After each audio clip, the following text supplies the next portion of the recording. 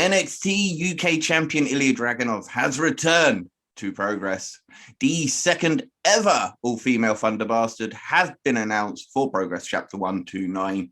TNT Extreme versus GCW is to come later this year at Supreme Extreme. Charles Crowley will be part of Wrestle Carnival showcase at the 16 Carat Gold Weekend. Lou Fisto will be the first ever woman to compete in their WXW 16 Carat Gold Tournament.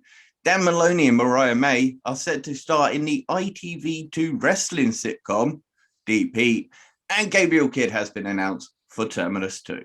Hello, everyone, and welcome to TNT, a Great British Wrestling podcast for Great British Wrestling, as featured on bodyslap.net, brought to you by Powered 4 TV. I am your host, the Great British Otaku, Mr. Andrew Moore, and the two most. My co-host, as always, Big Daddy Dan Daniel Allen, or just Dan for short, and a special guest this week. He has written about sports since 2015 and is the editor for bodyslam.net. He is Jameus Mooney. How are you doing, Jameus? Did you just read my Twitter bio? I did, yeah, literally. Well, how are you? I'm really good. Well, I thought I have to try and say something because obviously I give myself and Dan such a big intro. I thought, right, I have to look. You're good, man. What can I appreciate it. So how are you doing? I have my moments. I'm doing okay. What time is it over there? It's about 4 p.m. It's a little after 4 at the time we're recording this anyway. I'm not sure what time it's going to air tomorrow, but right now it's a little after 4. Yeah, and you're out in Florida. Is it nice and sunny? Yes, but give it 20 minutes, it'll rain. It would still be better than this frozen ass wasteland of the UK, the north. You get 4 seasons a year, I get 1. Yeah. He gets 4 seasons a day. Oh, I do. I live on the coast in the northeast, so it literally changes. So, but cold, rain, snow, we experience it all. It's beautiful in the northeast, beautifully cheap anyway. So that's the reason I'm here. But we're, of course, here to talk about British wrestling once again. We got plenty to talk about. We've got reviews of RevPro UK's High Stakes, which was stunning.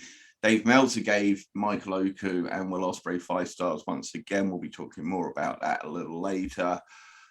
There's just so much British wrestling news, starting with the fact that Ilya Dragunov returned to Progress Wrestling to face down Cara Noir. What do you guys make of that?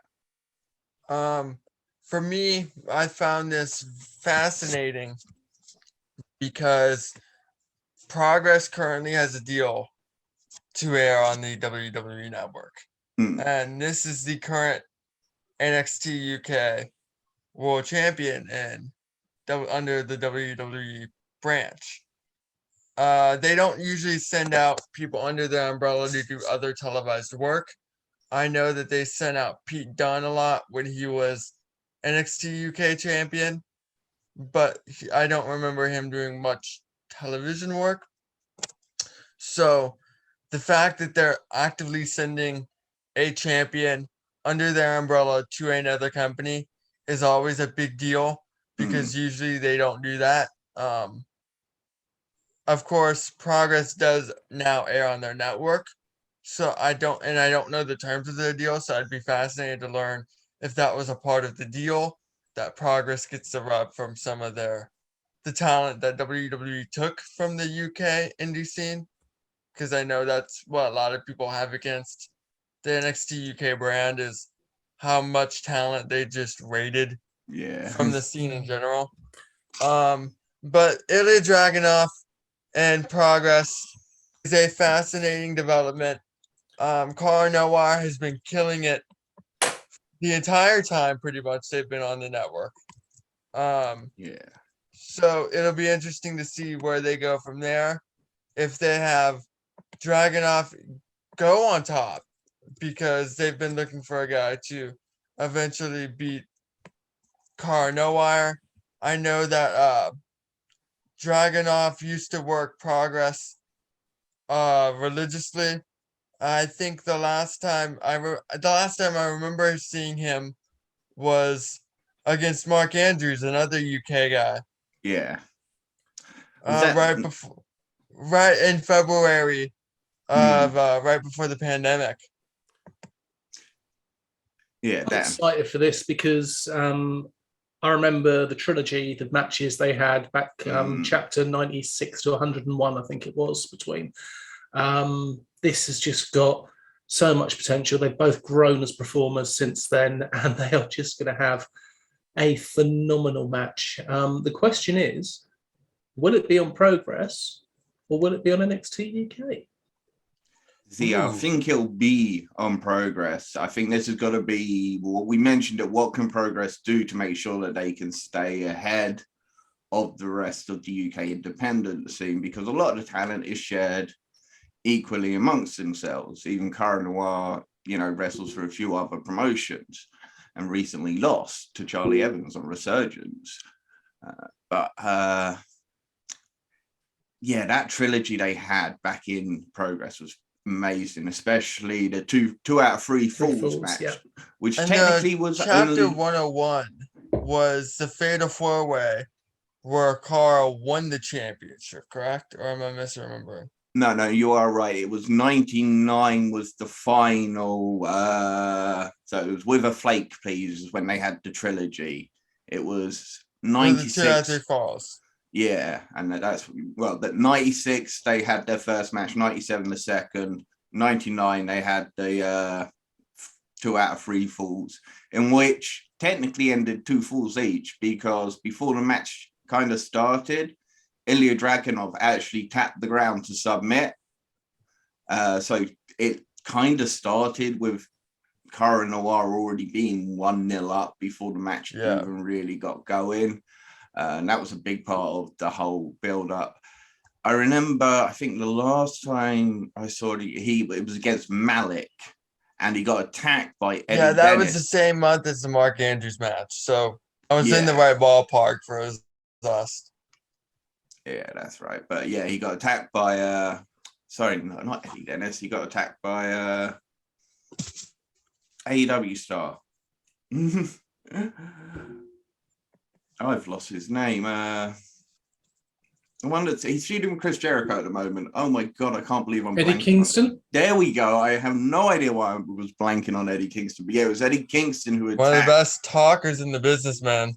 Yeah, we will be talking more about him in a little bit, I'm sure.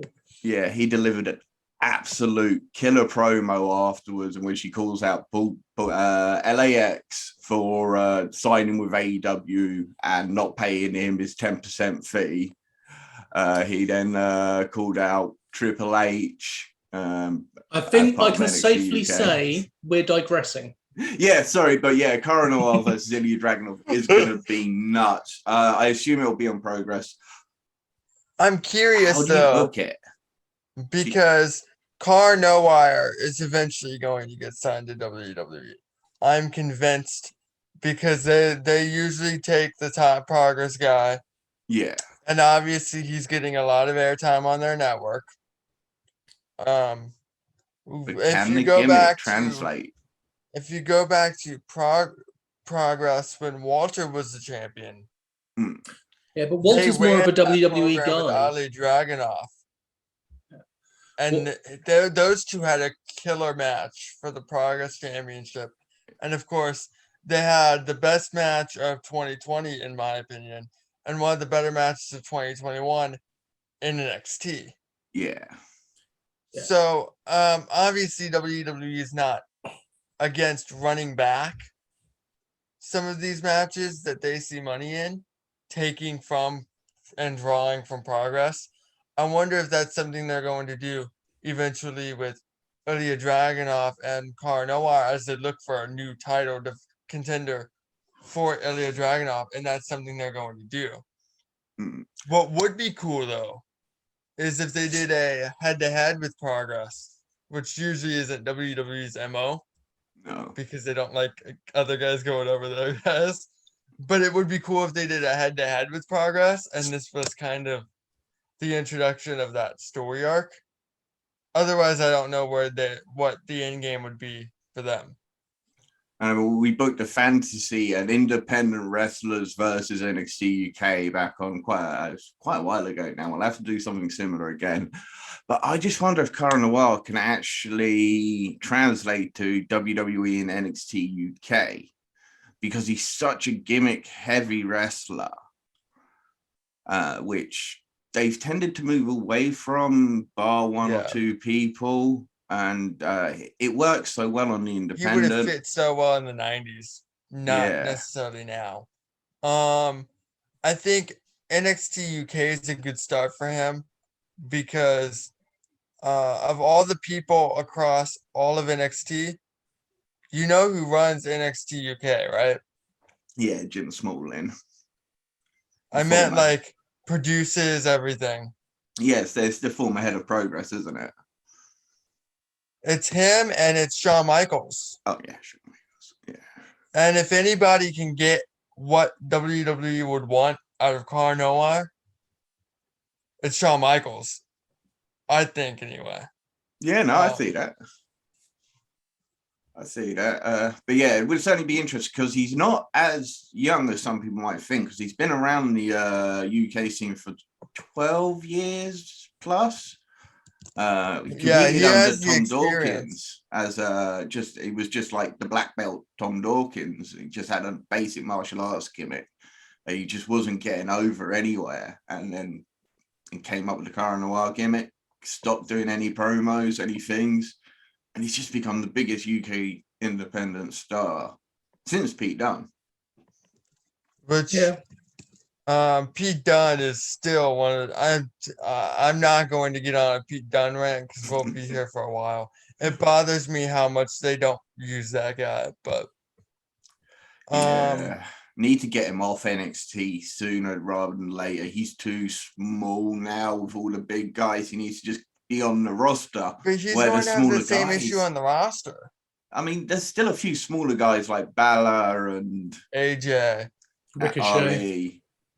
Yeah, so there's a few guys that are at least his size, but NXT has now literally become back what the WWE, the land of giants. Yeah. But continuing with Progress, they announced that they're going to be holding the second ever female ThuderBastard match at Chapter 129. I choose you, which will be in a couple of weeks from now. Should be a good one, 20th of February. First one was really good. The first one was the one with Giselle Shaw, Millie Mckenzie, that tournament, right? Yeah, I expected Millie Mckenzie to win that, so I was quite surprised when Kanji came out on top and would go on to become the champion. Alexis Falcon was in that. I think she'll be in this one too. Yeah, I'm thinking this would be a brilliant match for Kanji's comeback. I'm hoping she's well enough. I think this would be a fantastic way to bring her back in. That would be amazing. Yeah, I think you're going to see a lot of the same people. Lana Austin was in the first one. Yeah, she's still available to go get whenever. Yeah, so you might be right. It'd be nice to see some new faces, but as you say, Session Moth Martina, Alexis Falcon, Mercedes Martina Blaze, was somebody I was going to bring up. Tonga, they'll all be involved, no doubt. Yeah. I can't imagine who else. Rio? Yeah, I mean, it'd be nice to get someone like Chantel Jordan. Would be an absolute great person to get in right now. She's been absolutely killing it across the UK. So it'd be awesome to get maybe one or two faces who we don't see regular, and Chantel Jordan would be right at the top of my list. Millie Mckenzie is the only one that was in the last one that I can say for certain will not be in this one. You say that. Millie Mckenzie has just been announced for Pro Wrestling Eve and is wrestling for an independent company. So you never know. Yeah, she wrestled Pro Wrestling Eve was this Saturday. She literally, and she's on Catch Pro this Monday, actually. This coming Monday. Pro Wrestling Eve's been killing it, too. They've been killing it for a while. Like, for our listeners who haven't seen much of Pro Wrestling Eve, the all-female promotion, you need to. The Reeds do a great job at that. Yeah, I think the first half of the show is available to. I know they did the first half live on YouTube, so it might still be up on YouTube if you're interested. I heard that they still showed the Alexis Falcon, Laura Di Matteo international women's match. Di Matteo would be somebody I would like to see in the ThuderBastard. I would like to see somebody like Mercedes Blaze, Becca. Becca, because she's in the UK at the time. So that's a name for Ivy's great. Ivy's been doing she hasn't made her Progress debut, so that'd be a good name to bring in as well. So I don't know if they can get Emerson Jane, but I would like to see an Emerson Jane. Of course, I can't talk about the UK female scene without mentioning my girl Debbie Keitel. Big fan. I know you're not that big of a fan, but I'm a big fan. I'm a big fan of the Woke Queens act. That was my introduction to her and Valkyrie. Yeah, that's which it surprises me that they brought one in and not the other. But that really shows the range of Valkyrie too, because she's doing two completely different characters at the same time, and both are great. Valkyrie's she's just phenomenal, though. She really is. She's a standout. Debbie Keitel, for me, she's a great character. Excellent character. Does the whole Ginny, somewhat close to what Ginny is as a heel. I think better personally, but that's to each their own. Yeah. But the matches I've seen, I just don't know. It's just maybe. As well as the ThuderBastard match at Chapter 129, Progress have announced that Dean Allmark, Charles Crowley, Session Moth Martina, Man Like DeReese, Gene Money, and Spike Trevay, and our favourite guy, we interviewed the other day, Danny Black, have been announced as being in action for Chapter 129. I choose you. Yeah, hashtag Danny Black versus Swerve the Realist. That's the matchup we want to see. He tweeted it too. He would love that match. But when we spoke to him, we did speak directly. We said, would you love that match with Danny Black? We know how much he would love it.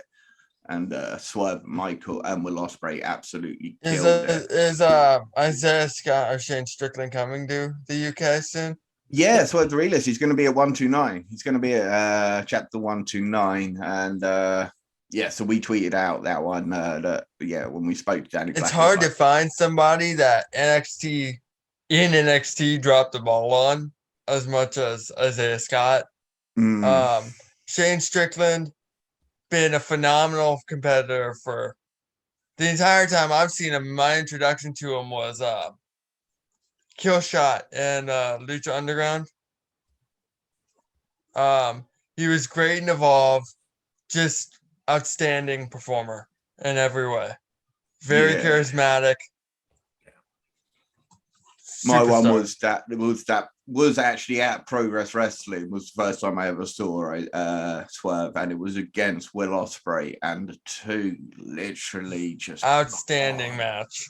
Yeah, it was ridiculous. I can't remember what chapter it is, but if you can find Will Ospreay versus Swerve on Progress, it is 100% worth the watch. And as I say, hopefully, fingers crossed. Hashtag Danny Black versus Swerve the Realist, Chapter 129. Anyway, somewhere in the 60s, right? What's that? Somewhere in the 60s, right? Yeah, it was. It must have been. I can't remember. I remember seeing. I'm gonna look at Isaiah Scott's cage match real quick. Yeah, you find that one out while we move on to Wrestle Carnivals. No, TNT Extreme, GCW, TNT Extreme Wrestling versus GCW. The Will Ospreay match, hold on, was 35. Wow, I was way off. Oops. I thought it was somewhat early because I remember I actually did, for a previous place that I actually worked for, I did the history of Progress, and I literally sat back and I watched up to about 1:30, and then Speaking Out came out, and I was just like, yeah, I'm going to stop doing the history of Progress. Yeah, that was the same show with that one Mikey Whiplash, Mark Haskins match. Yeah, it was another one that was mentioned, unfortunately. But But we're There's a moving lot on. of people looking at that card who were Yeah. indicted in speaking out, unfortunately. Like, I think the only match on that card, looking at it, there's 2 matches total on that card that don't feature somebody from speaking out. But much like Progress, we're moving on, and we're moving on to TNT Extreme versus GCW. That's going to be nuts. So, this is insane. How much GCW are y'all familiar with?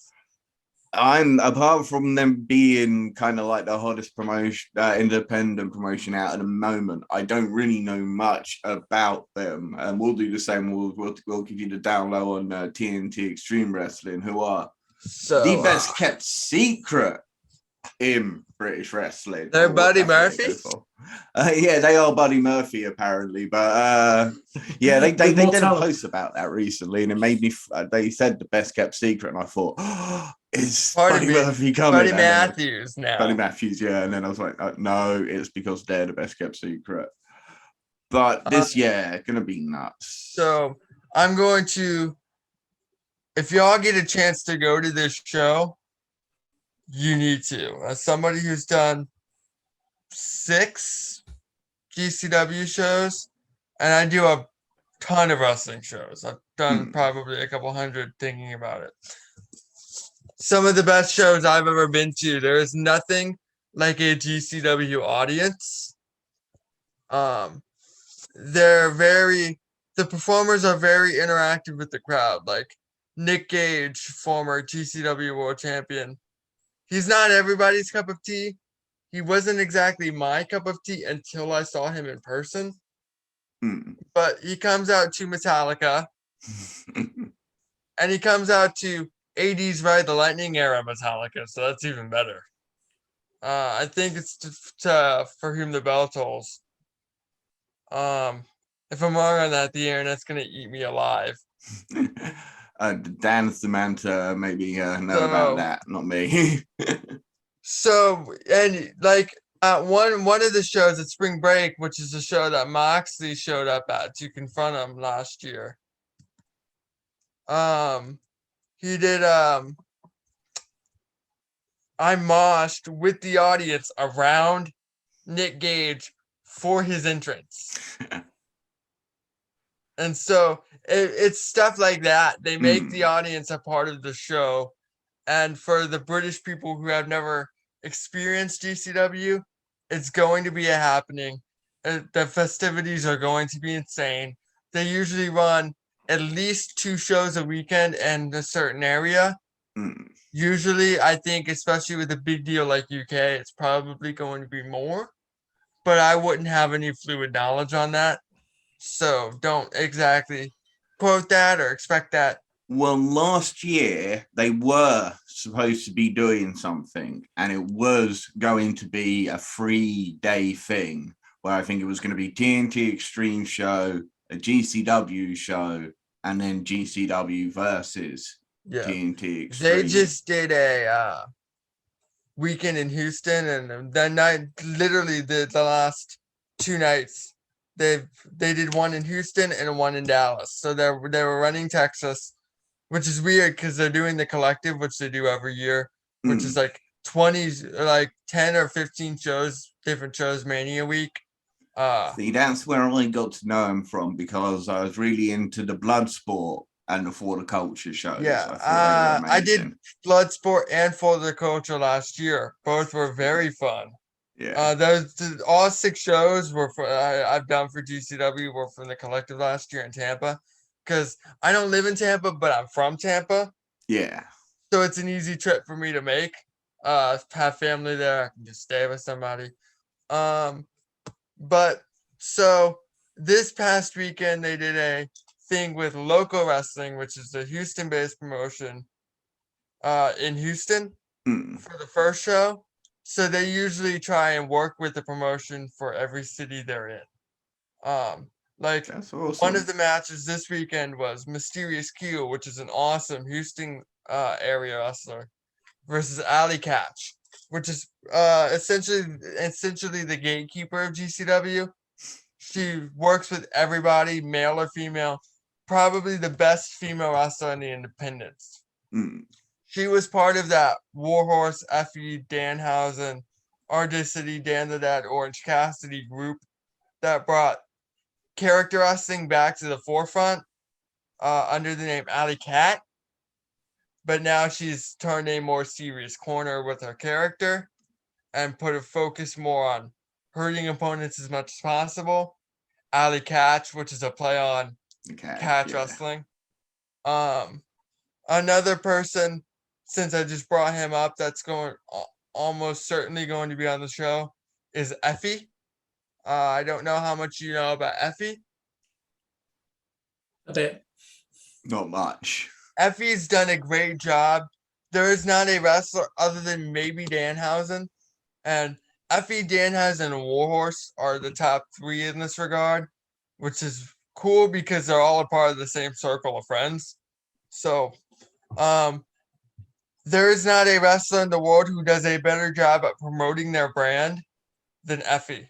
He makes more than some of the guys in NXT just by the way he's branded himself.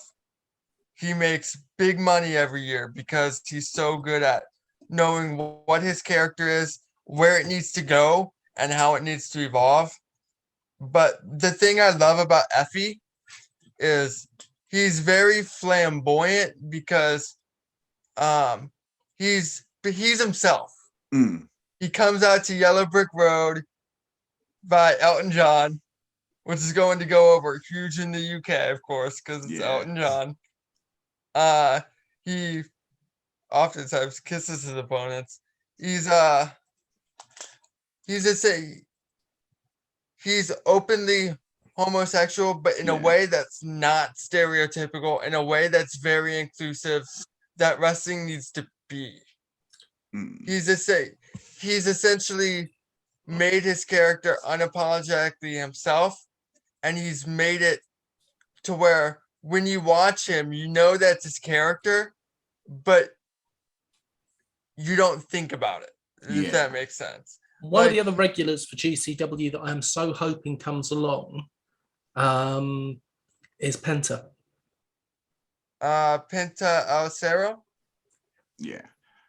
I don't know if he's going to be working this show because of the AEW obligations. I love Pentagon Jr. Or Penta Alcero M. I think he's one of the best wrestlers in the world. I think he's one of the best guys in any U.S. promotion right now. Best sling blade in the business. But as for GCW, he's only worked GCW like twice, and one was versus Nick Gage at Spring Break a couple years ago, and the other was against Joey Janela. So off the top of my head, those are the only two times he's competed for them, and it has in the Spring Break was 2018. Well, he does feature.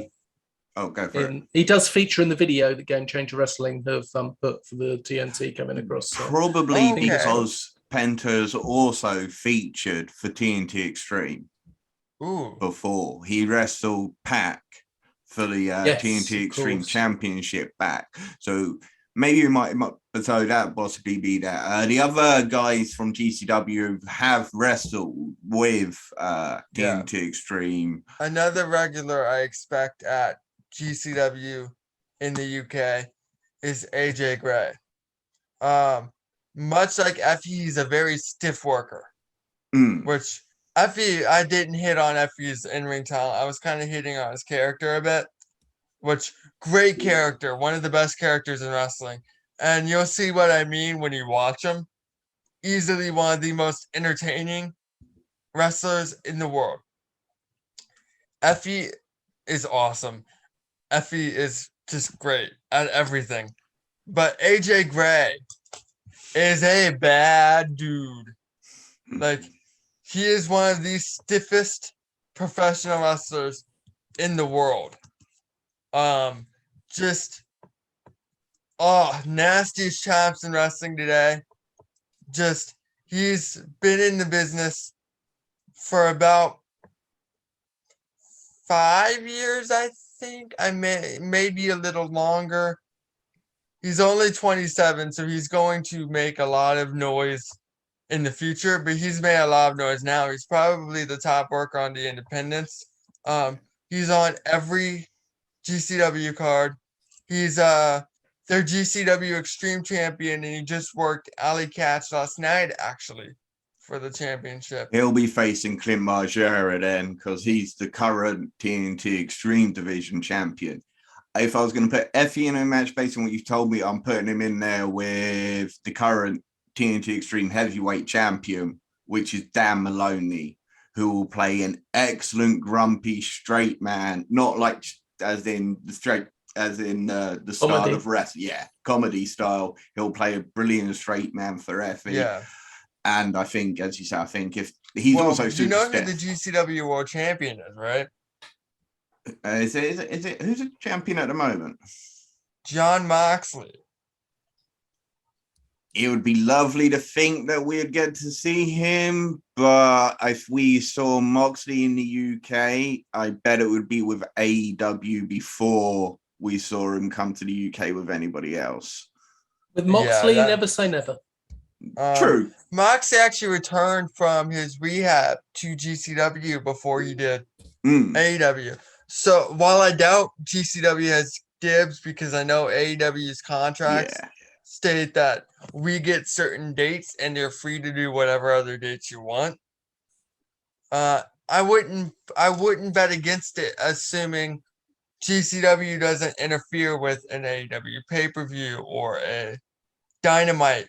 You can kind of get away with the Rampage tapings, since those are often taped after Dynamite. So you could probably get away with having him on a Friday show in the UK. Depending on what their taping schedule for AEW that week specifically is like. Yeah. Because sometimes Rampage is live, sometimes it's taped. So you see, TNT Extreme usually runs shows on a Thursday.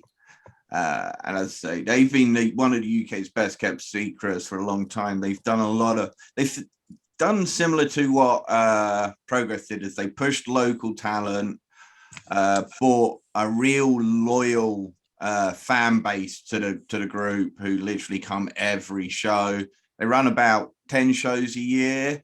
They recently set up a couple of years ago a second, which is TNT Ignition, which focuses on younger talent, guys who they'll bring up via their Claw Academy, which is the wrestling academy in Manchester. So it's essentially their New Japan Strong. Almost, so yeah, they'll go there and then they'll come through and they'll go on to TNT Extreme. But of course, with the Extreme, they also have a lot of deathmatch wrestling. They just had their signature DOA, which is Dead or Alive tournament, that did feature GCW competitor Alex Colon, who we had on, I think Cass interviewed for Body Slam recently. Yeah, another, I mentioned New Japan Strong, another talent that, if he's healthy, and I have an interview coming out with him in the next week or two. If he's healthy, Chris Dickinson is probably going to be on the UK show. He does a lot of GCW. He had an outstanding trilogy of matches with Starboy Charlie last year, who's also injured, but if healthy by then will probably be on the GCW show. Chris Dickinson's been doing a lot. He's on New Japan Strong. He was a part of Team Filthy until he turned on Tom Lawler for a title program a couple months ago. He was a Ring of Honor Tag Champion recently. He's the current UWN World Champion. Whereas UWN starting to branch out, they have independent promotions in Arizona, LA, Memphis, a lot of different areas. But it's kind of that promotion's kind of like an old NWA, where they have all these cities, kind of like territories, and they just decided on one champion, and that champion ended up being Chris Dickinson. He does a lot with GCW specifically. He's a regular, when healthy, he's on every card. One of the best workers in the independents by a lot. He's been wrestling at least 10 years. Yeah. Probably a lot longer. Japan stuff, didn't he?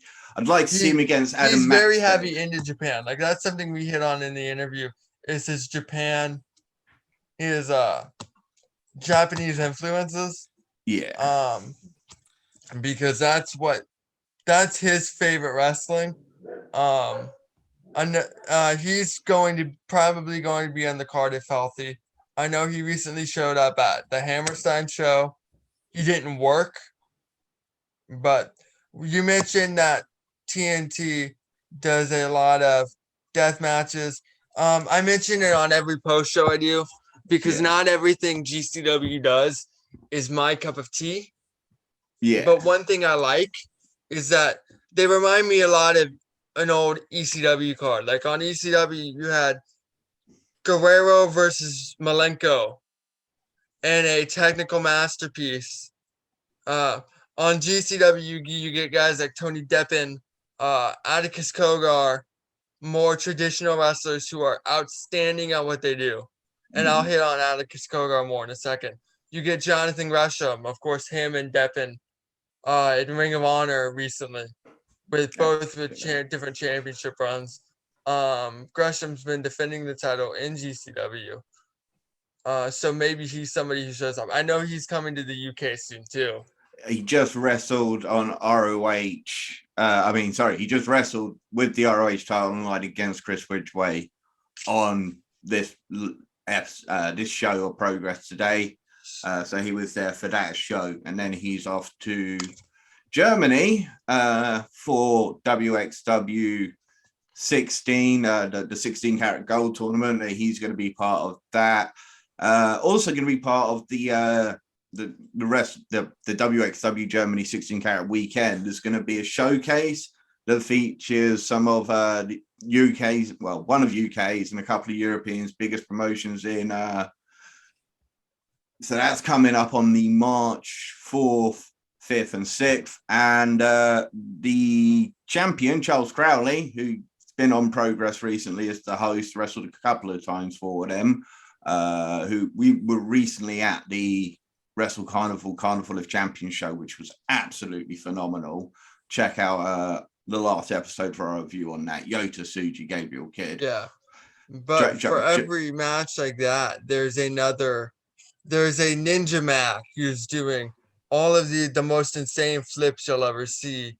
There's a Nick Wayne who's tremendous at every style. For every Ninja Mac, there's a Nick Gage who predominantly features in death matches of Ricky Page type. They have such a variety. They make sure every card gets every style. Yeah, it's going to very the same with TNT Extreme. Actually, if you look down the card, you got Scotty Rourke, High Flyer. He's their current X Division champion, and very much just like the Wrestle Carnival show we were just part of, Dan. Yeah, I mean, moving on now to the Wrestle Carnival WXW news. It is really exciting that Charles Crowley is going to be heading across there for the showcase, the 16 Carat Gold Tournament. And I believe, am I right? That's the one with Lufisto, right? Yeah, Lufisto is going to be competing there. That's really cool. She recently, GCW recently did a open day Indie Wrestling Hall of Fame, and she was part of the inaugural class. She was, yeah, I did see that. But Dan? No, it's all good. Lufisto is set to make history as the first female competitor in the WXW 16 Carat Gold Tournament. Unfortunately, Francesco Akira will not be competing in the tournament due to the injury that he has suffered, which is very sad news. It's a big shame to see Akira's not going to be part of it. But his last match was against Kidd. We'll be talking about that match in just a short while, part of Rev Pro UK review. But it's a big loss in a way. But it's opened up another spot for the graduates. Lufisto was always going to be planned as the actual 16th entrant. But because they lost somebody, they've got to now put two graduates through to that. And it looks very interesting because it's going to be at Road to 16 Carat on the 19th of February. Mm-hmm. You've got Anil Marek versus Dennis Kashdulin of Switzerland, Hector Invictus versus Tim Stubin. The winner of those two matches will go on to face each other with the winner going through. And then you've got Group B, which has got Golden Boy Santos, an absolute stud coming out of Portugal, versus Norman Harris, German superstar on his way to be. James Runyon versus Peter Tihany from Hungary. Tihany is someone I've been very, very supportive of. So I've said a lot of positive things about Tihany, and I'd love to have seen him versus Golden Boy Santos. That would be a great match. But given those groups, I think it'll be Anil Marek and Norman Harris who we'll see in the 16 carat tournament. But as you say, Lou Fisto being actually entered into the tournament, that's history. And as James, you were just saying, she was mentioned in the GCW, the Independent Hall of Fame, which is an absolute honor.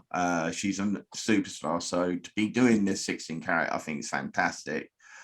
And it's going to be a great tournament. I think that show's really going to do a good job showcasing some of the women of independent wrestling. One match I saw was on the card is Ava Everett versus Becca. Yes, I don't know much about these two girls. Ava Everett is awesome. I'm also a big fan of Becca. So that match is something that I'm going to watch the show for. Excellent. So yeah, that's gonna be on. Ava Everett was in CZW not too long ago. More recently, she's been doing work for Limitless Wrestling during the pandemic. She's not been wrestling long, but she gets better every night, which is obviously progress you want to see from any worker. Yeah. Becca's cool too. But that's a match. Becca's been doing stuff with Pro Wrestling Eve recently.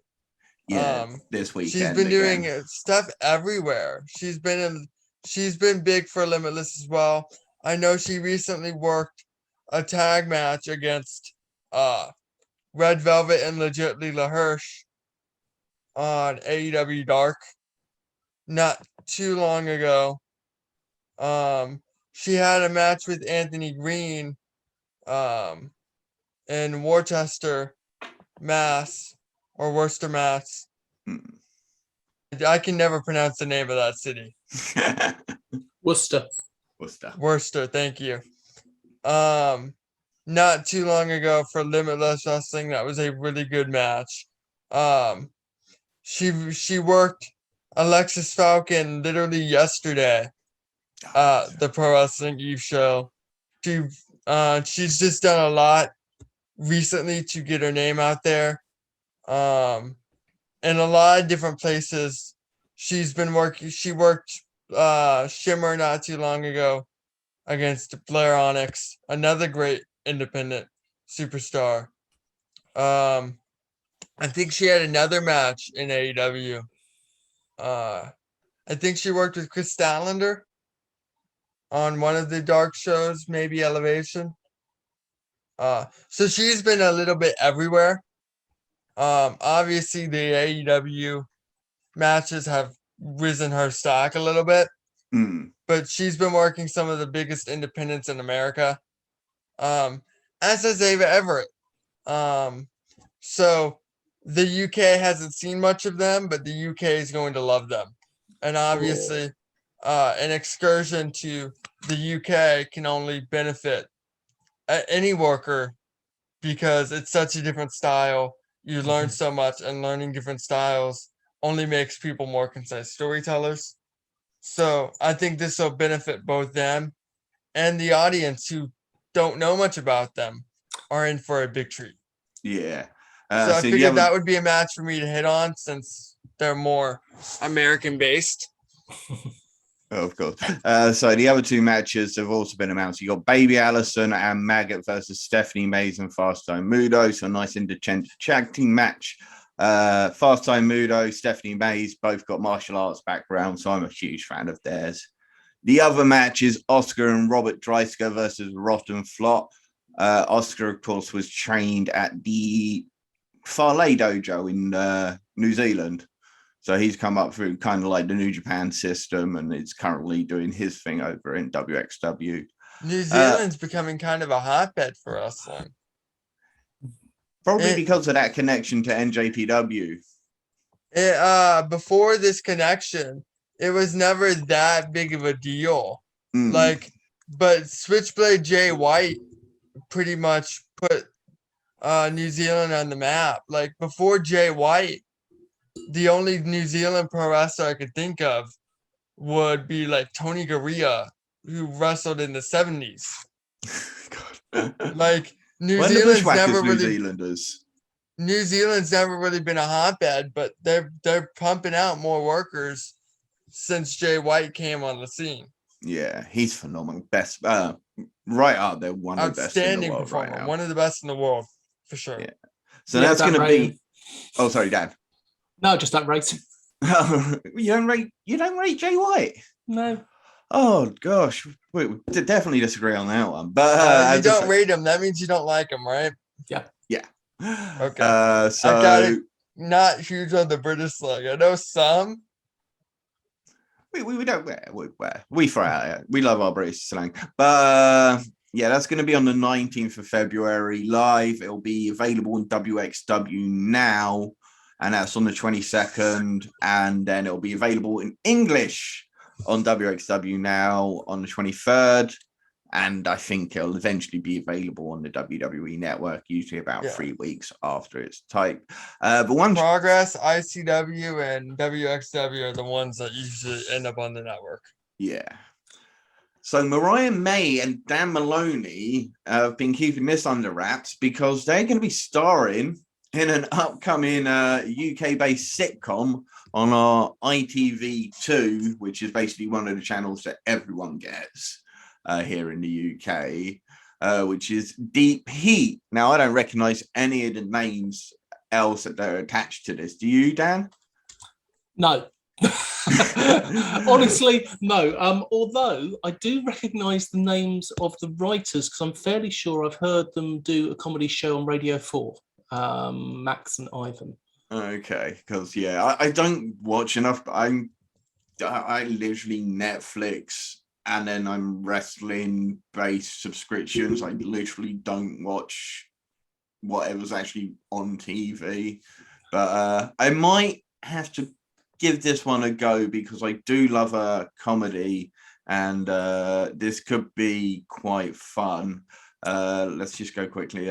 So the series follows the quick-witted, rebellious Holly, a frustrated wannabe wrestler facing the challenge of a lifetime when the all-Bros Pro top wrestlers are poached by her brother, Nick Nitro.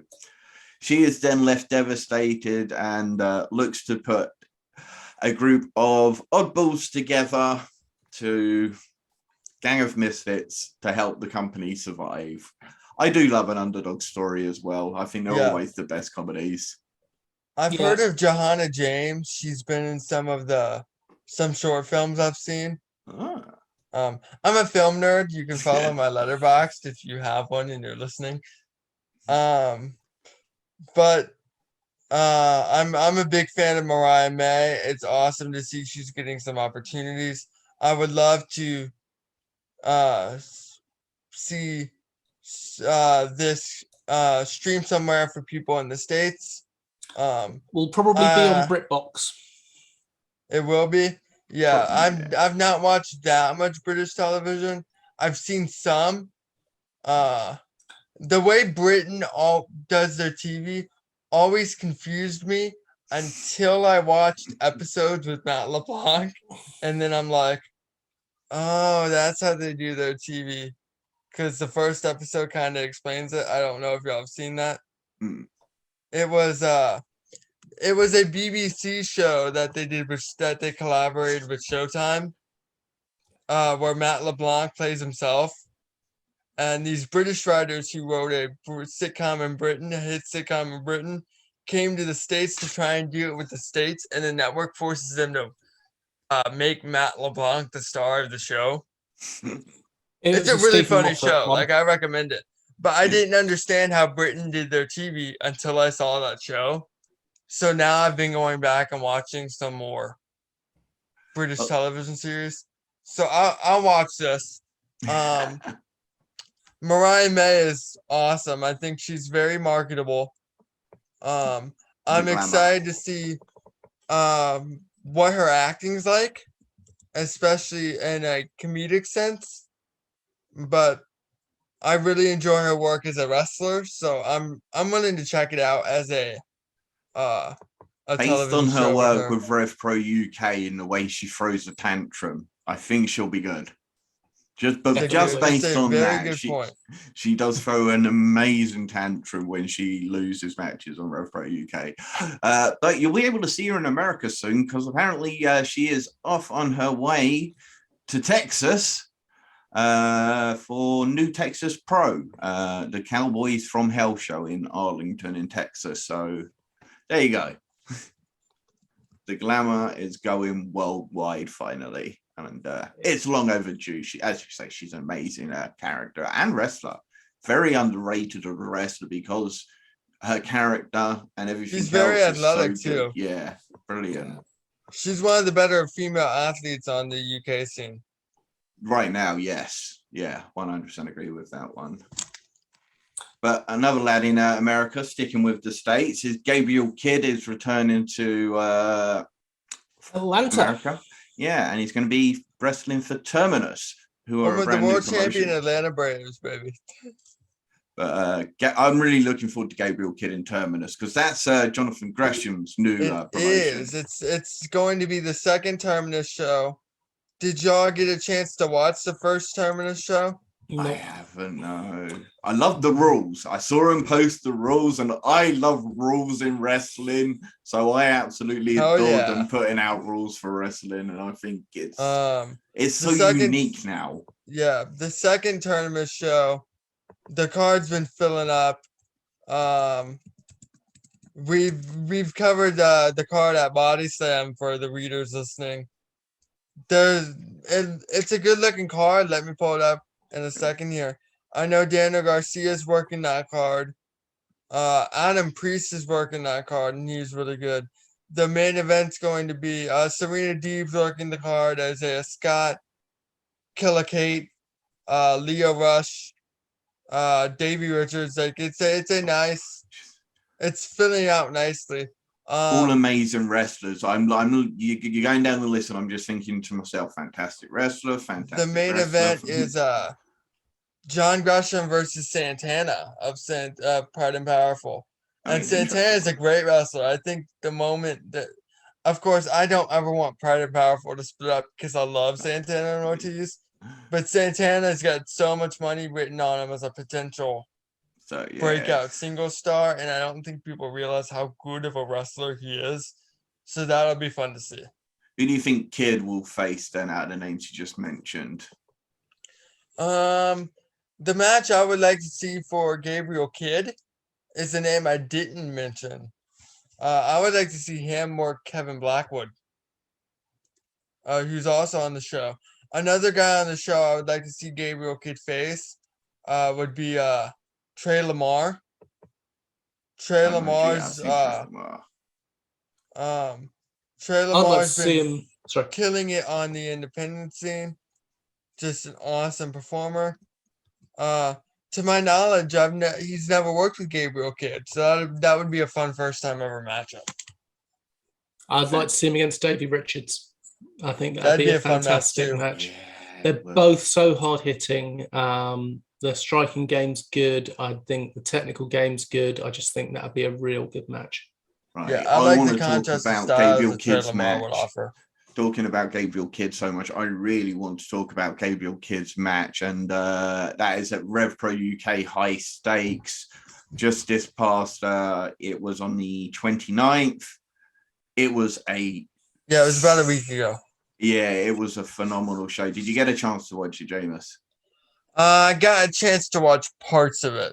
Okay. I didn't know I was doing this until it was recently, and then I worked a grave shift last night, which means I was working night shift. Yeah. So I usually use 2 a.m. to catch up on wrestling, but I was working, so I couldn't just turn it on. And then I got home, I'm like, I haven't slept in a few days. Probably should get some sleep before I go on air with them. So I just didn't get a chance to go check it out. Go check all of it out. I will make you want to go check all of it out with this review because I could have reviewed other shows today. There were more shows that I could have put on this, but I just didn't want to because I wanted to speak so much about how good this show really was from start to finish. Production, venue, crowd, everything was just spot on. There's an opening package with Gideon Gray doing an open challenge, which is answered by NJPW strong Alex Coughlin. That's kind of just a throwaway match. Coughlin just kind of squashes him in about 5 minutes and chokes him out. I would like to see more of him in the UK, by the way. He's going to be working 7 dates for RevPro UK over the next 7 shows. So he'll be down. He's here for a little while, I guess, because he's just graduated the NJP, the LA dojo. Yeah. So I guess this is his excursion before going back to New Japan. But yeah, he's phenomenal. Funny mustache, great wrestler, super, super powerful. Absolutely. Did we get to see him when he was down?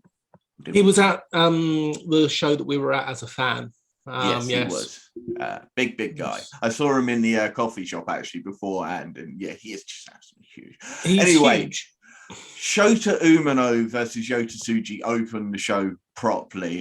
So both New Japan guys, again doing their excursions over here in the UK. It starts off kind of slow, but they just start peppering each other. And there's been a story building because Yota Tsuji is currently having to work for the Legion after losing a match to Gideon Gray because he took the win for granted and took his eye off the ball and is now working for the Legion. So there's kind of like trying to test this friendship. So you've got that whole story, but they absolutely pepper each other. The first thing they open up with is just the forearms, just straight away, no locking up, forearms after forearms. They take it to the floor. They land hard move after hard move after hard move. Lucian Phillips tries to get involved in the match, but Yota Tsuji rejects it, attacking him. So he takes them out. And then it's kind of been like Yota doesn't show the killer instinct, but Shota did. And that's kind of how the match finished off, with Shota taking advantage of a neck injury. And afterwards, as Shota Umino's tried to help Yota Tsuji up, Yota pushes him away. Yota pushes Shota away, so almost rejecting that, and then it's carried to the back by Lucian Phillips of the Legion. And we saw a lot of heel tendency in his match against Gabriel Kidd at the Wrestle Carnival show that we were at, which was the next day. But they absolutely put on a show. This is probably Shota Umino's second best match in the UK. His first best match was against Lee Hunter. So this is better than his match against Will Ospreay. This is better than his match with RKJ. The two absolutely killed each other, and it was great fun to watch and a great result and brilliant continuation of a story as well. Dan Maloney versus Callum Newman was kind of a match that came out of nowhere. It was supposed to be Robbie X versus versus Dan Maloney. Now, Callum Newman is the protege of Will Ospreay, 19 years old and out of this world good. He was making his York Hall debut, a venue that his grandfather wrestled in. So, that was quite an interesting bit to learn via the commentary.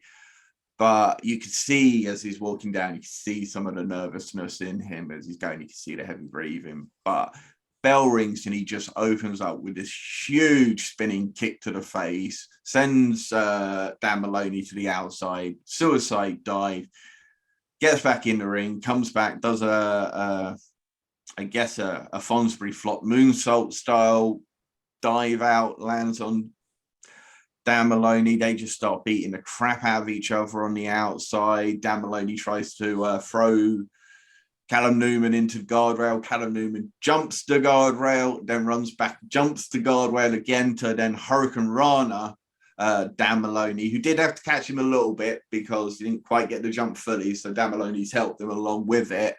And then rammed his head into the guardrail. Dan Maloney tries to escape around the back, and Callum Newman just goes up the stage, goes up to this big, huge stage where they come out, where the entrance ramp is, and huge cannonball off the side of it takes Dan Maloney out. And the rest of the match then sort of like spills back into the ring, and it was phenomenal. Callum Newman, for 19 years old, is ridiculously ahead of where he has the right to be. I mean, in the interview we did with him, there are comments that we got from Will Ospreay about Will Ospreay said if they'd gone back to do a comparison at age, Callum Newman is the better wrestler. So there's a lot of pressure on Callum Newman, but he takes in his time. As he said with the interview we did, we called it "I just want to do flips" because that's what he said. When we said about all these big things for him to do, it's just like, I just want to do flips. That's cool. And honestly, it was brilliant. And this match was just fantastic. If I was to give like individual ratings, Shota and Yoda would definitely be like 4.25. Dan Maloney versus Callum Newman, I'd still give about 4.2.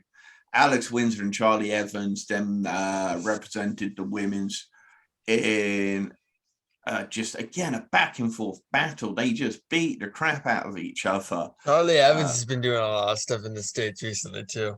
She's taking time off for now.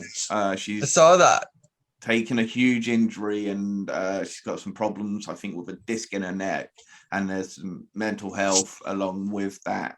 So I know that that's going to be her final match for a little while. And please come back soon, Charlie, because I didn't really know much about her. But yeah, she's absolutely amazing. And this match really showed that Windsor was for somebody who hadn't wrestled for 3 years when she came back to UK wrestling, because she had the injury to the knee that put her out for like a year and a half. Then she had to wait another a year due to the pandemic. So when she finally came back, she's been killing it. She had a great match against Hyann at Wrestle Carnival and a great match against Jordan Grace at Wrestle Carnival. You know who trained Hyann, right?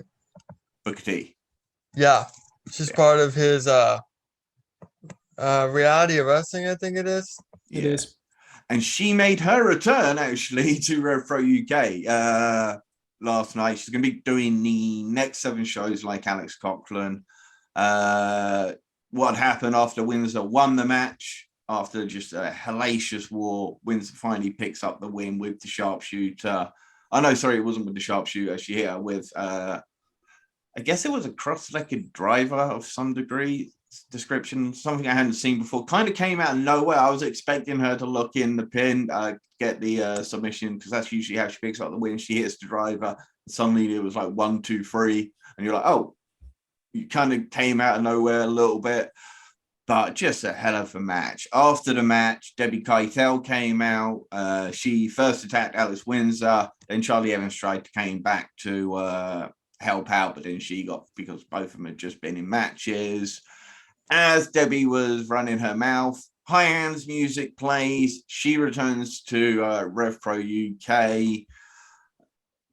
Excellent little scuffle. Apart from one little thing, there was a camera angle that didn't help them, but you could clearly see that Hyann was punching the mat. And then when Debbie Keitel got the reversal, you can clearly see her when she's laying in the punches to the arm, not to the head. And yeah, just that didn't look particularly good. But afterwards, it was still a great little promo she did. And she's back for a little while. So expect to see Hyann versus Debbie Keitel very soon. Ricky Knight Jr. versus Luke Jacobs was the next match. And my God, these guys killed each other. Again, 2 guys. I think Luke Jacobs was 19. Ricky Knight Jr. is only 21 years old. And they are two of the best wrestlers. Oh, goddamn, I'm going to say I may be UK and biased, but they are two of the best wrestlers in the world right now. RKJ's match against Will Ospreay. And of course, RKJ comes from probably the most famous family Yes. in pro wrestling. In the UK, anyway. Not quite. Or in the UK, I meant to Yeah. say in Britain. Yeah. The most famous family in wrestling is the Hearts, obviously. Yeah. I meant to say in the UK. But yeah, she's from the fight. Yeah, member of the Fighting Knights. He is the cousin to Paige and nephew, I think, right? Is it nephew? I thought it was cousin. I think it's nephew because he's a Ricky Knight's kid. And Ricky Knight is Paige's brother. Yeah. No, I think we'll have to double check that because I'm not sure. I'm sure Ricky Knight. I'm not sure if the Ricky Knight Jr. is more of a moniker and not his. I have to double check it. But him and Luke Jacobs killed each other. And if I was going to give this match anything, it'd be 4 1/4. If I was going to give Alex Windsor and Charlie Evans, again, it would have been about 4 sugars. Gabriel Kidd versus Francesco Akira. I went back. I watched this show twice. It was that good. It was the first show in God knows how many long I've actually went back and watched for a second time because I was like, was it really as good as what I thought it was the first time? And so I watched it again out of order, just mixing up the matches. Yeah, still every match was just absolutely banging. And Kidd and Francesco Akira was the second best night of the match. Kira's chest after this is just blood red, by the way. He got chopped to hell by Gabriel Kidd. And the match literally opens up with Gabriel Kidd open palming Francesco Akira in the face, hitting a huge Saito suplex, only for Akira to get back up here, a super kick and then a spinning kick and then a flying flip. And this was just there was the heavyweight junior going into it, but Akira's fighting spirit, that all Japan style versus the New Japan style. This was just wrestling at its best. After the match, the two guys you can see absolutely exhausted, hugging each other on the mat. Akira leaves. Gabriel Kidd's emotional because he's returning to Rev Pro UK for the first time. The fans at this point are absolutely going nuts. They've already seen so many great matches, and this match just really topped that bill for them. But that was followed up by the Sunshine Machine versus Aussie Open so basically you'd get flurries of Sunshine Machine hitting their incredible double team moves. I don't think any tag team, I don't even think the Young Bucks have as many tag team moves as Sunshine Machine do. They have so many different things that look like they should finish a match, but just not just a move. But Aussie Open did a great job of cutting off the ring and being the heels. They dominated for long parts with both Mambo and TK Cooper receiving long periods of heat, but coming back and winning and retaining those titles. Great match. Sorry, go, James. I looked it up. I looked up the family tree. So Paige, so Ricky Knight Jr. is just a name. Ricky Knight's obviously the patriarch, Paige's dad. And he has 2 boys. One is Roy. Ricky Knight Jr. is Roy's son. So it's Paige's nephew, Ricky Knight's grandson. There we go. Yeah, well, that's how we worked it out. Thank you for that. But as I say, Aussie Open are probably the best unsigned tag team in the world right now. Part of the United Empire. I'm sure it's long overdue they make their debuts for New Japan. Hopefully that'll come at some point. But saying United Empire, Will Ospreay versus Michael Oku in a 40-minute classic that just pulled on everything that is so great in wrestling. Emotion, storyline, bits and pieces, like you had Oku's family sitting in the front row of the audience, including his girlfriend Amira Blair, who is a wrestler. So when Will Ospreay did do the physical stuff, there is another competitor and wrestler. It's not just a random girl who he grabbed out. So I saw a few people online being like, oh, I don't like this, but then are happy to watch Ali catching an intergender match. Amira Blair is a full competitive wrestler. And so, yeah, for her throwing the drink in his face at one point. And then it all came down to the fact that this final few minutes of this match, Will Ospreay keeps hitting the hidden blade on Michael Oku, but then keeps picking him up at 2 and keeps doing it and doing it and doing it. Eventually, obviously, he just nails him one last time and kills him. 1, 2, 3. This match is so emotional. High flying moves, as you can imagine. Michael Oku is just amazing. He does a huge moonsault from the top rope into the audience. Will Ospreay just does his usual Will Ospreay. He is Will Ospreay. He is the best wrestler in the world right now. He is. I don't know if I agree with that take, but I understand the sentiment, because Will Ospreay got famous during that, really took off during that match with Ricochet a couple years ago, where it was just a bunch of I'm gonna just say it was a bunch of nonsensical flip. It wasn't a great story wrestling wise, but both of those guys are so athletic, they can do so much. It was, look at what we can do. And you got to remember, that's during a Super Junior tournament. You don't have that luxury of a build. He's not as hyped now, but I think he's so much better now. Yeah.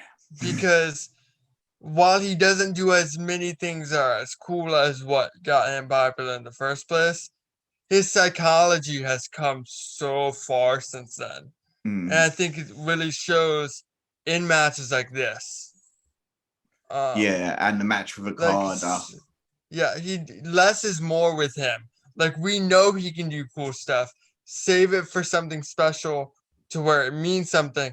And that's what this heel run the last year or so has really opened up for him. Yeah. In my opinion, anyway. No, he's been phenomenal. And I would look, you look at all the 5-star matches he's had. I mean, I'd say he's had at least 10 5-star matches in the last 2 years. I don't hate Dave Meltzer. I'm not one of those anti-observer people. But I don't put much stock into the star rating system, because at the end of the day, it's one person's opinion.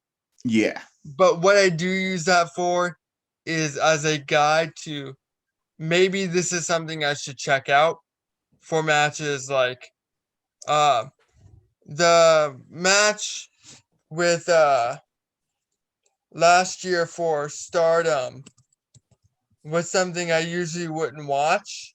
Oh, God. The Sayori and Utami match. Yeah. But I saw I got 5 stars, and it ended up being my match of the year after going and checking it out. So that's what I use the star rating system for, is I use it as, I missed this show. Maybe I should go back and watch it, or maybe I should check out this match I wouldn't have otherwise checked out. Does that make sense? Yeah, I think I said it a little while ago on the show. I said Meltzer's opinion on wrestling means as little or as much as you want it to mean. Yeah. And it means as much and as little as your own opinion as a fan, because that's all he is. He was just a fan. He's just become a very, very, very famous fan. And yes, he writes about it and he talks to talent and news. The ultimate issue with Dave Meltzer is half the time he reports, half the time he discusses as a fan. So if you listen to his podcast, so many quotes get taken out of context where he's just spitballing and he flat out says, I don't know what's going to happen, but here's what I would like to see, or here's what I think. And then people report it as, Dave Meltzer said this is going to happen, when he's clear if you listen to it. No, that's not what he said, And I think that's, at the end of the day, why he gets so much flack. And it's not really his fault. And then, of course, you have Eric Bischoff, who purposely feeds him false information. But yeah, I think, yeah, you do get a lot of like, that. if your source is Eric Bischoff, why would you not report it? You know? Yeah. So look, as an overall for RevPro UK, I'm just gonna have to say I'm giving the whole show of 5 sugars, not because every match is a 5 sugar match, or we use a sugar range because British, you enjoyed it that much. Because as a whole, yeah, it's that much. It was everything around it. Incredible matches, top to bottom, not one lull match, and yeah, the fans, also, it was a couple of like the promo videos that they had done and the way they mixed it into intros with the editing, however they had done it, it was absolutely phenomenal and well worth checking out. So Jamie, get a chance, go check that out. I'll check that out for sure. I think that a 5-star wrestling show, not every match on any show is going to be 5 stars. No. But a 5-star wrestling show is going to have where every match is enjoyable, because here's my issue with every match on a show being 5 stars, is if every match is this long-winded Shakespearean masterpiece, you get so exhausted by the end of it because not everything was allowed to breathe. Yeah. A card with diversity, a card with matches that are exactly what they need to be. Nothing more, nothing less, I guess, is essentially what I look for in a 5-star wrestling show. I fully agree, because another way to look at it, I kind of look at it as like, if every match is 5 stars, then no match is 5 stars. Is anything really that great? Well, just if they're all the same and then no match is really 5 stars if they're all 5 stars. Basically. Yeah. Dan, tell us about NXT UK. It wasn't a 5-star show. No. Short but sweet. Right. We started off with the Satomura Davenport video going over the history between the two and why we're going to have a Japanese street fight. Something which I know has been getting on your tits all week. Yes. Mustache Mountain at backstage to do commentary for Smith and Carter versus Stars and Mastiff. It was a good tag match. The storyline was that Dave Mastiff wouldn't tag in Jack Stars, and that came to bite him in the arse when he got beaten by Smith and Carter. Good match. Smith and Carter keep improving. They do keep improving. They do point out that we do have a good, valid tag team that are going to be there to take on Mustache Mountain, who did put them over on commentary. We then found out they've run out of stuff for A-Kid to do. Yeah, oh God. Not as bad as the Gala segments, but did it remind you of the old Steven Regal and Bobby Eaton? Yes. WCW. Yes, so we have Saxon Huxley being taught how to be a gentleman by A-Kid. But I thought Saxon Huxley was supposed to be a smart, crazy person. I thought that was his whole gimmick, that he was like into poetry and was well read, and so they dropped that part now and is now just a crazy person. He's only been a crazy person in NXT UK, hasn't he? I don't remember the poetry side of things. I'm sure Nigel McGuinness used to talk about his poetry all the time on commentary. Nigel McGuinness talks about a lot of things. It's true. And that's coming from a big Nigel McGuinness fan. He's brilliant. They're familiar, then beat Nathan Fraser up outside, and they put a big old dent in that car, didn't they? Yeah. That's a few hundred quid worth of damage there. That was a segment. It was a near segment. There was a few of those. And Mel was then interviewed and was interrupted by Nina Samuels. More of both of these women, please. Yes. I've been saying regularly that I think Mel is ready for the main roster and should be there now. But I think both are new. I think Nina Samuels is ready for main NXT, even though she's not shown. She hasn't been given much opportunity on UK. I think she's a better fit for main NXT. And I think Amel is absolutely ready for anything. Yeah. In the end, Nina Samuels insulted Amel's fans, and they will settle it in the ring. It should be a good match. Yeah. It really will.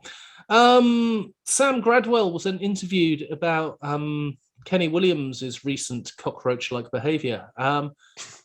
Gradwell gave a straight interview. Yeah, I was disappointed. I was at least expecting him to come back and go yogurt and then Yes. leave again, but he didn't even do that. I love Sam Gradwell a lot, and, Yeah. and I mean, if they make him go babyface, It wasn't true to his character. No, it wasn't.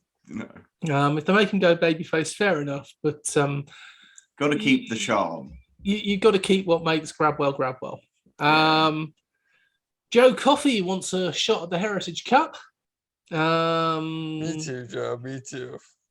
He wants to be on the Supernova Sessions, but unfortunately, the first guest on Supernova Sessions will be the Irish Wanker. Good thing is that at least that means the De Familia and Gala stuff is dead. 100% dead. That went on too long.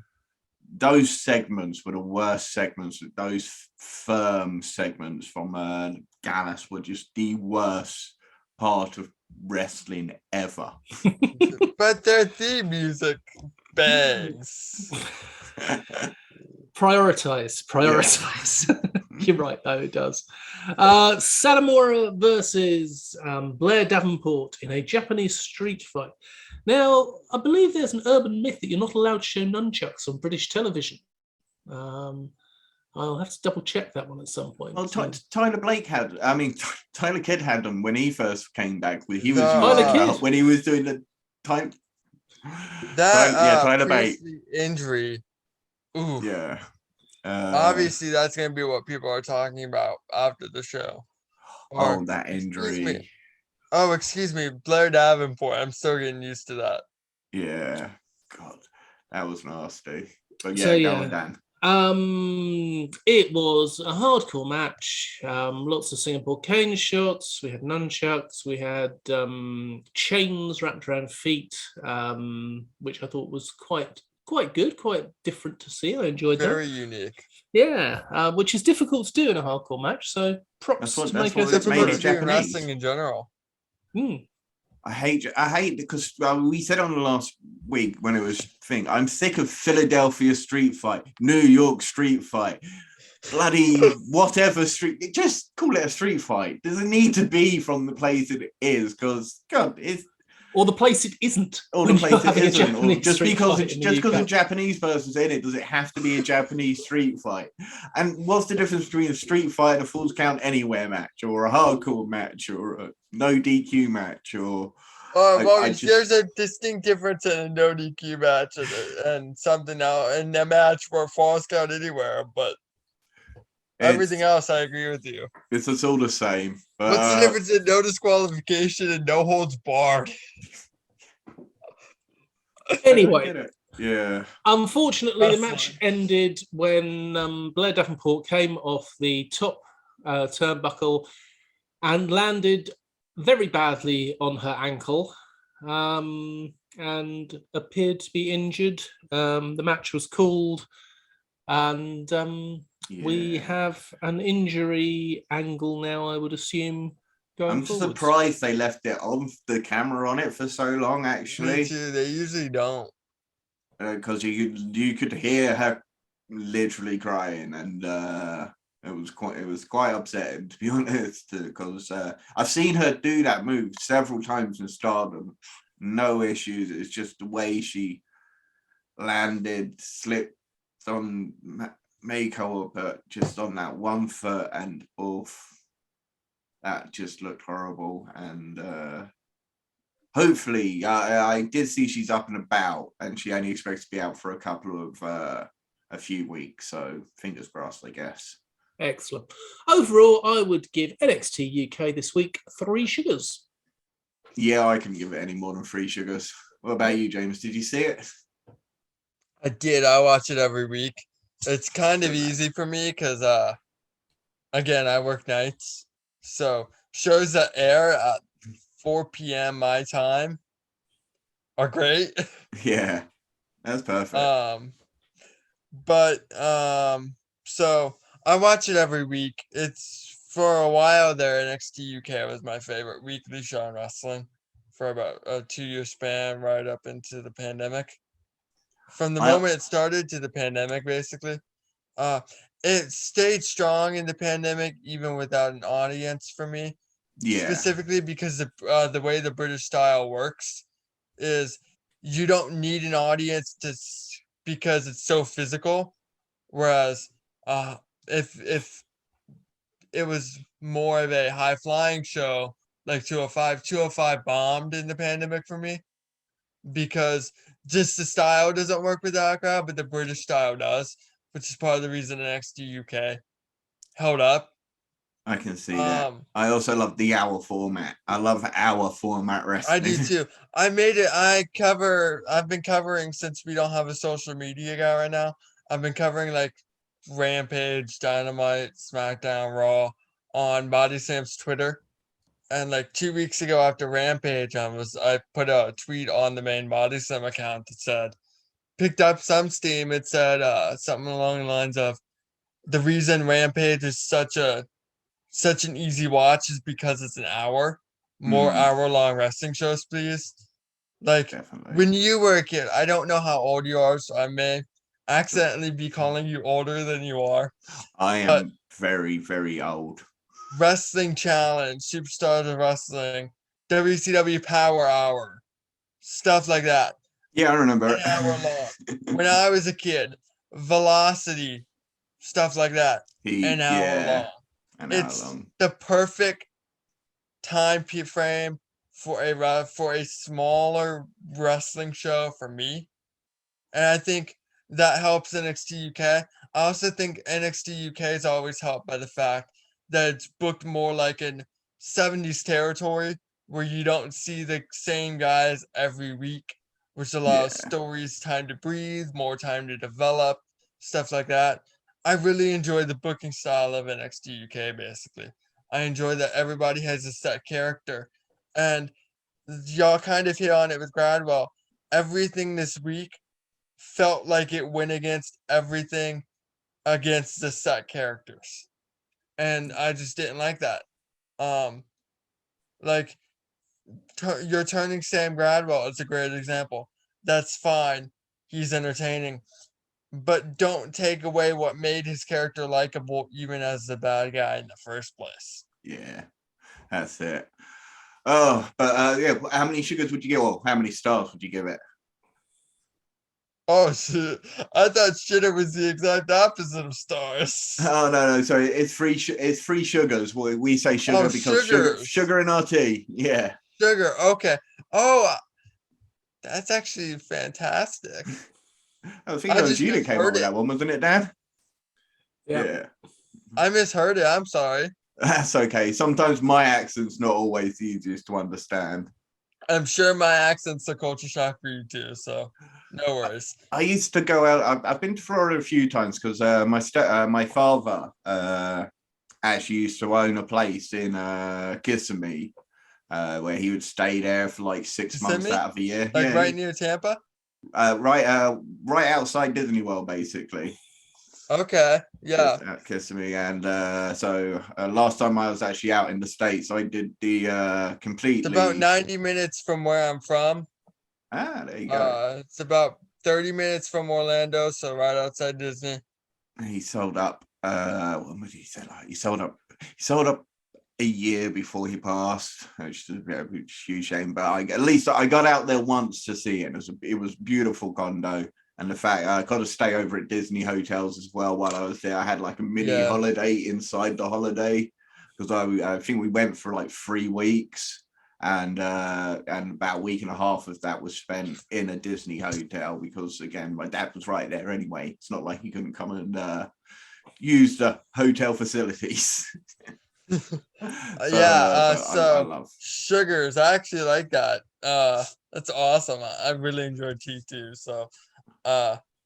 That's one of the few things Brits and Southerners have in common, or Southerners in the States. Although I'm sure the type of tea I drink is much different. Sugars, 2.5 at most.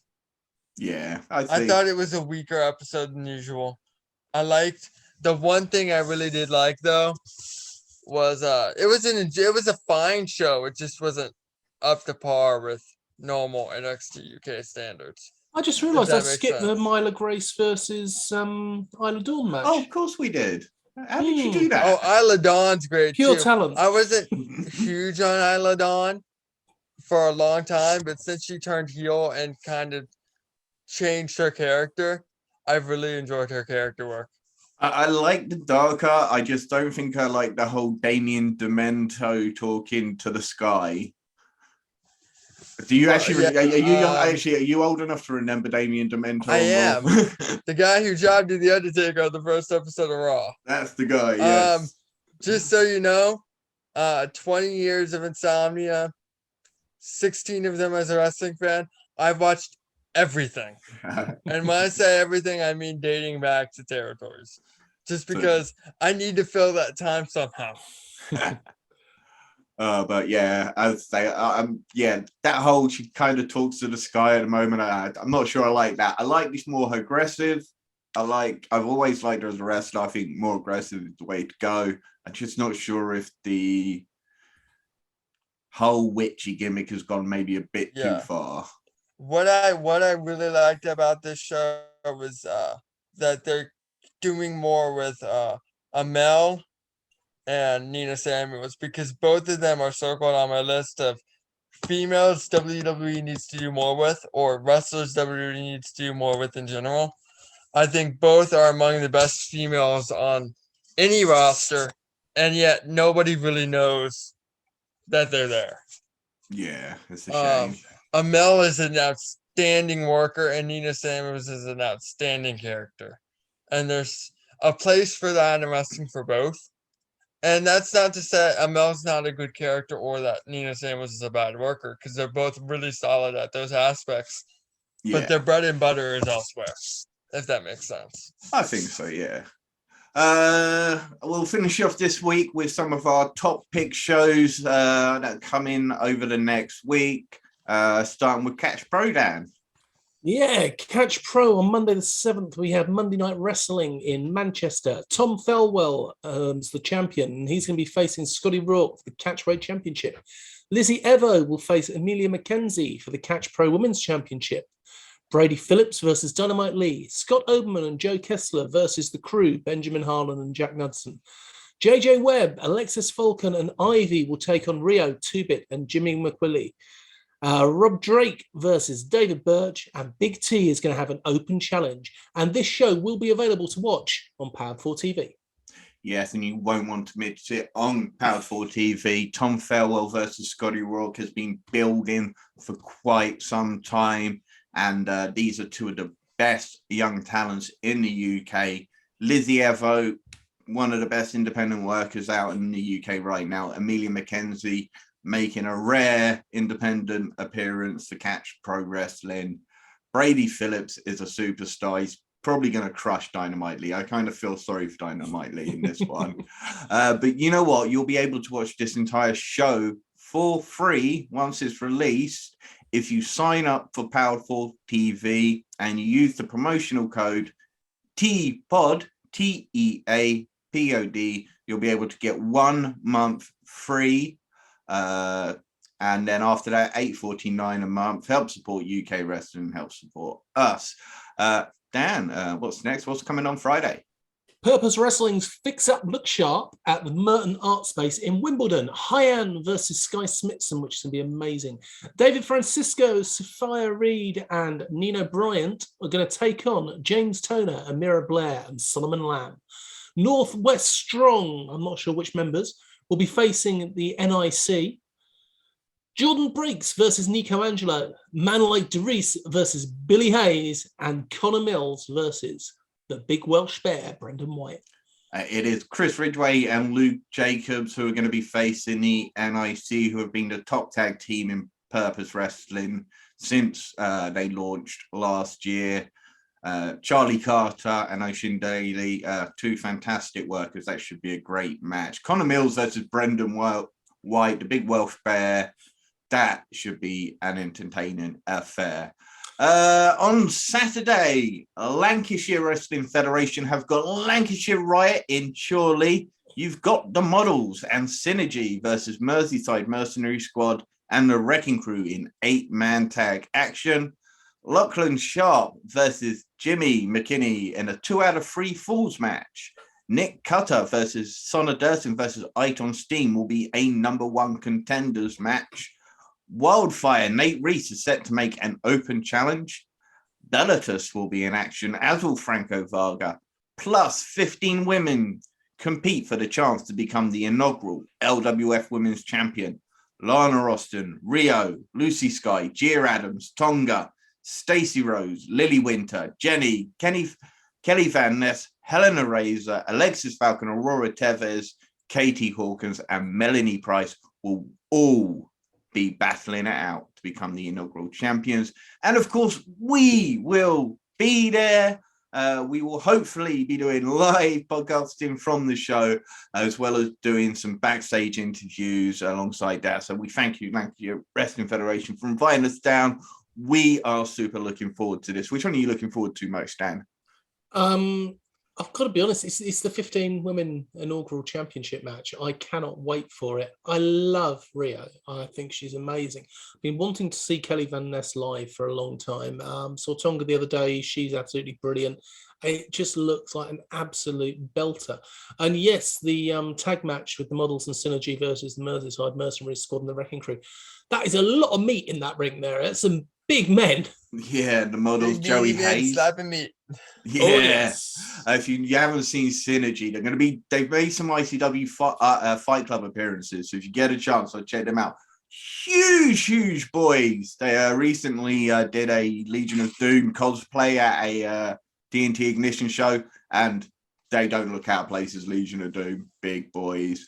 The Merseyside Mercenaries got a Cam Solas and Scott Oberman as well. That's going to be fantastic. Triumph Pro Wrestling, I've got Volume 2 Cruise Control, and that's in North Romford. Warren Banks versus Corey McRae versus Callum Newman in a number 1 contenders match. That sounds fantastic. The Bryant brothers, yes, Nino Bryant and his younger brother will be taking on Evie Madden and Tommy Kyle. Jack Torreno of the Rebellion versus Richie. Just Joe Lando versus TK Cooper. And Danny Black versus Ashley Dunn for the Triumph Pro Championship match. That looks excellent. United Wrestling UK, Day 4, Heart Beating in Oxford. Echo Reed versus Mariah May for the Women's Championship. LA Taylor versus Chikara. Two Good Eggs, Rex Armstrong and JJ Lynx versus the 8-7, Alexander Roth and Roy Wavy Johnson. Joe Lando versus CJ Carter, which is going to be excellent. And Sunset Skip versus Josh Nomax. Indeed, we spoke to CJ Carter just this past week. It's the latest special available on BuddySlam.net and on Power. Great interview. He's an absolute great guy, and the amazing things he said about Just Joe Lando, which is quite contradictory because now he's going to go hurt Just Joe Lando, because that's what CJ Carter does. Really looking forward to that. I think somebody recently on BuddySlam spoke with the United Wrestling UK promoter. I can't remember who though. Jurassic Pro Wrestling are on. Wait, go back to that. I missed what you said. Somebody recently spoke to the United Wrestling UK guy. I can look. I'm sure I saw something. I might be wrong. I might have missed it. But yeah, on Sunday the 13th, Jurassic Pro Wrestling have got System Shutdown, which is in, is it Harwich or Harwich? Harwich. And it is I was about to say Joe Rogan there. Sorry, it's not Joe Rogan. A lot of people like to see him get his face kicked in. It is just Rogan versus Dexter. You've got the Easy City Sovereigns, RJ Singh and Jordan Saeed versus the lads Ben Jones and Alex Echo. Corey McRae versus Danny Black. And Xander versus Tommy Kyle. Oh, and Forrest Hayes versus Nick Payne. Apex Wrestling are in Milton Keynes for Broken Hearts. Mariah May versus Hannah Taylor. Kylo Reese versus Charles Crowley versus Danny Duggan. Power Project. Oh, I'm sorry. That's cool. I looked, and Dave Marquez recently did an interview with Bad Blood, who is one of our podcasters that host our post shows for Raw, SmackDown, and Rampage, Dynamite. Cool. All of our podcasters are the best. Y'all are all great. Yeah, I know the roundtable guys. Yeah, they do. But yeah, the roundtable guys do a lot for us. Bad Blood, who hosts the roundtable, was the one who did the interview with Dave Marquez. I missed that. I don't know how I missed that.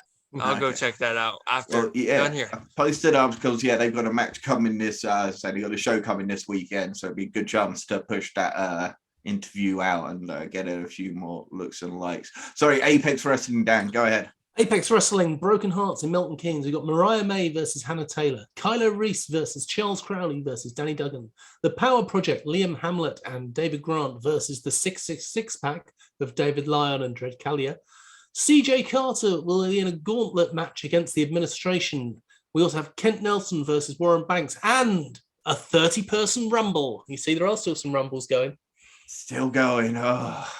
Rumble season.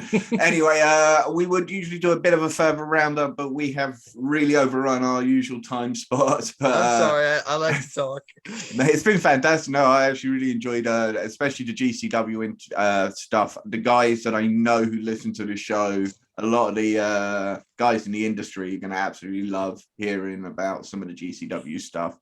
So I think that's going to be perfect. 2 more things. Can I hit 2 more things for GCW real quick? Go for it. 2 other acts I meant to mention, but just didn't get to. Matt Cardona.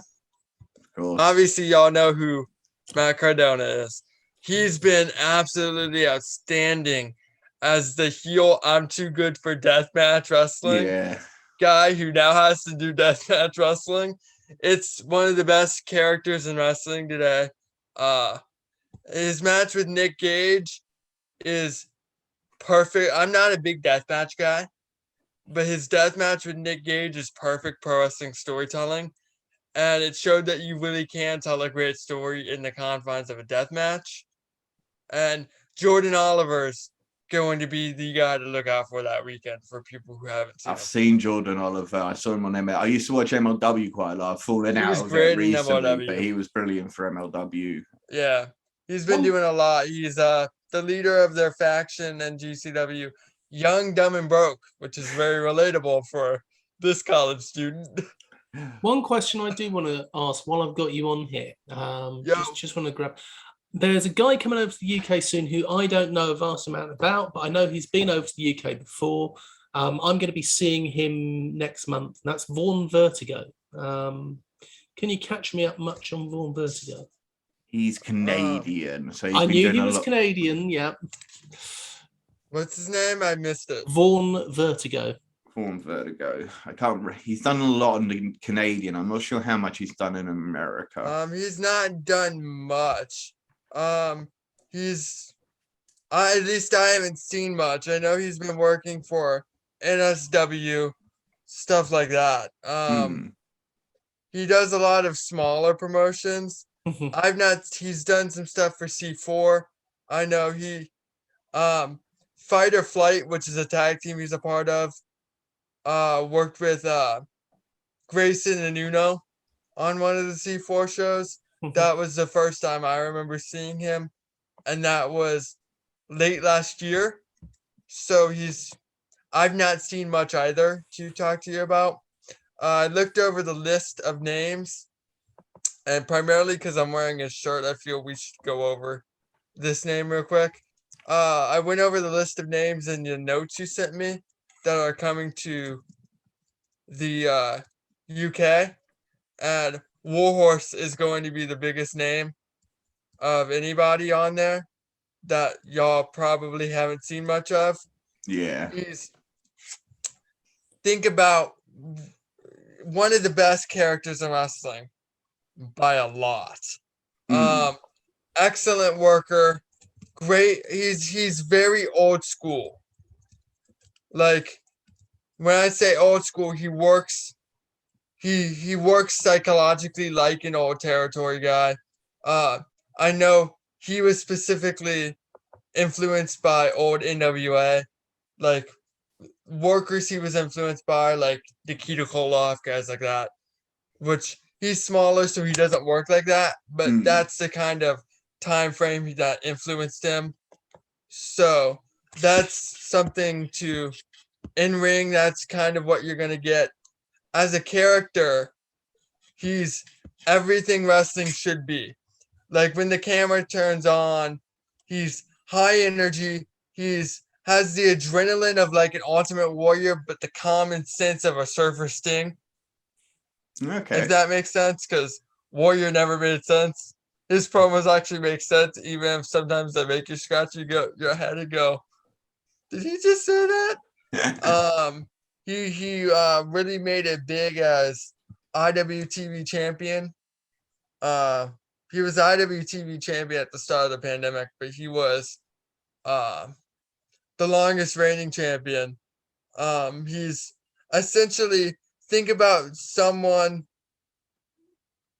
like you'd find at an Iron Maiden concert, put them in face paint, and you have a professional wrestler. It's awesome. Yeah, so he's going to be in the UK from April till May. I think he's part of it. Is it This Is Wrestling, which is a big expo that they have in Liverpool? He's going to be part of that. And as you mentioned, just Vaughn Vertigo, and I know the reason why is because on Thursday, the 24th of February, FNW, where our good friend Dan has a season ticket as a holder up there, he'll be there live again for, it's Su Yoi. Su Yoi, which is actually, it's the kanji symbol for Suyoi, which is actually strong in Japanese. At the show will be Mark Haskins versus Danny Black for the FNW Heavyweight Championship. Vaughn Vertigo finally returns to FNW to face man like DeReese. Nico Angelo challenges Mad Kurt for the Z-Force Championship. A possible show-stealing match of Martin Kirby versus Luke Jacobs. And recently announced was the Tag Team Championship match. Jay Joshua and Billy Hayes defending the championship against the NIC, who will be making their FNW debut for you guys. I think that'll be an excellent show. As I say, Thursday 24th. You will be there, Dan. You looking forward to that one? Oh, hell yeah. Okay, with that said, ladies and gentlemen, just remember one thing and one thing as always, don't feed the trolls.